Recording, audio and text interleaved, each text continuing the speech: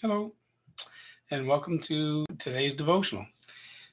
We're here on the Friday of December 1st. So we're entering into the last month of the year. We're approaching Christmas. Um, it's a wonderful time of year. I love it. And you can't see it, but I have around my desk all the Christmas lights and it's just a wonderful time of year. And so I hope your Christmas season is really, really happy. Anyway, today we're going to do our devotional.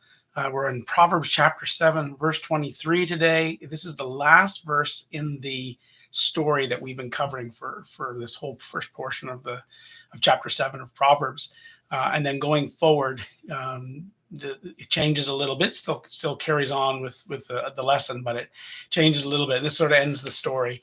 So today, it's not going to be a terribly long video, I don't think, but it's going to I just want to wrap that story up with this last line, so to speak, the kind of the punchline, as it were, of the whole story. The story is that there is a young man, and he goes out into the evening, and he goes to the city. He probably should be home, but he's not. He's out looking for someone. He has a desire for this affair. And he goes looking. He knows that if he goes to a certain street, to a certain place at a certain time, then it's very likely he's going to run into this woman that he knows, that there's something going on there, and he wants to find her. So he goes through the streets. She comes out to meet him, and she finds him. And when she finds him, she comes up to him, and she takes him, and she and grabs a hold of him, and then she starts to say all these things. I've come looking just for you, and I've made my bed of this, with these beautiful things, and there's beautiful fragrances and some food, and and I'm a really I've taken care of all my duties. I'm a virtuous woman, but I think we could just have this wonderful evening together. My husband is away on a long journey, and he's not going to come back until the full moon, so we're safe. And come home with me. And this is the kind of thing that we've been reading. This is the interaction between these two, as she seduces him and as he goes looking to be seduced.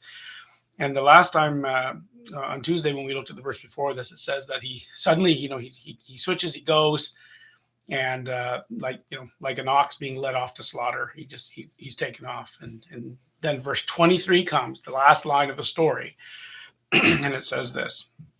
It says, "Until an arrow pierces through his liver, as a bird hastens to the snare, so he does not know that it will cost him his life." And so the implication here is that, perhaps either the husband comes home early, or perhaps later. Maybe it isn't early. Maybe they have their affair, and he doesn't realize, and maybe he comes back another night. Who knows? But at some point, the implication is that the husband does come home one way or another and finds out, and an arrow pierces his liver, like he kills the man. And so that, it's a tragic end for this young man, because he went off looking for it, he found it, and it killed him. And that's the idea here.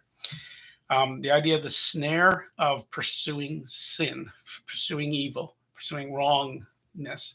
When we do that, and when we pursue it, we decide to allow ourselves to be seduced by it, allow ourselves to be taken, or even search to be seduced by it. It seems fun. It seems like you can get away with it. It seems all those things, but in the end, it costs him his life, right? He doesn't know that, but it does. It costs him his life. In this case, it literally costs this guy his life. But we can say in our world that sin always kind of costs us our life, one way or another, whether it be a literal physical death, or whether it be the death of our soul, our heart, the death of our society, whatever it may be. There's a huge cost. And this uses the idea of the arrow piercing the liver, which instead of heart, it says liver, which is probably connected to the fact that this was a crime of passion. And in the time period that they would have thought of the liver being more the drive of that. And so it's like you got killed through the very thing that was driving you forward. Your drives killed you. It's sort of what it's saying there. But then it uses this word, this idea, as the bird hastens to the snare. And the idea there is, if you can envision a bird, and somebody set up a net to catch this bird, maybe they put some food near it or whatever, and the bird sees the food but doesn't see the net, and so he flies to go get the food to land on the stand or wherever the food is, and he flies full speed into the net, and the very fact that he's flying so fast actually makes the net more effective, and he's caught. And that's the idea here, is that when the consequences of our sin finally hit us, it's too late to turn around. Like they're swift, they're absolute, and it's too late. At that point, it's too late. When you come to the point of going, oh, this is a trap, you're already caught. It's too late. And that's kind of how this works. And so the warning of this whole story is, don't get caught, don't go down that road, don't fly in that direction, and you won't get caught. If you don't pursue it, you won't do it, and if you don't do it, you won't get caught. You won't be caught in the snare. You won't die. It's a trap, and seeing that it's a trap from the beginning is the key to avoiding it altogether. Because once you go, like the bird that just flies off into the snare, that's what happens. And this applies to many things. It applies to our individual sins, our individual temptations. But today I want to just give a little bit of a nod to the idea that this happens on a societal level as well.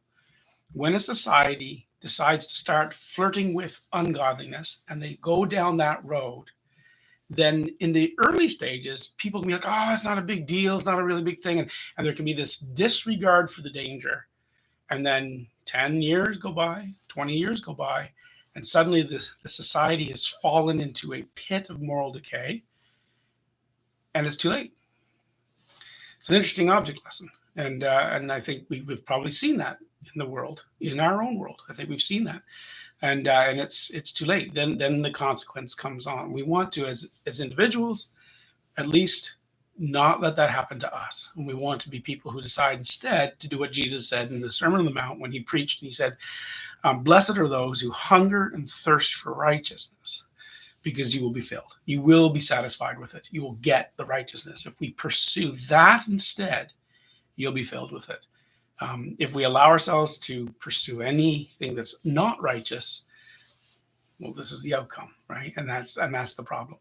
And so it's a real warning lesson. And I think one we all need to be very sober and heed. Proverbs is a book of wisdom, and wisdom always involves morality. Even if our world wants to try and separate the two, you can't. And so we need to be wise in morality. Anyway, that's it. Like I said, it's going to be a short one today. God willing, we'll be back on Tuesday, and we'll move on to verse 24, where the chapter takes a bit of a shift, but it draws on the story, but it takes a little bit of a shift, and so we'll learn the lessons of the rest of the chapter starting next week. In the meantime, have a great weekend. God bless.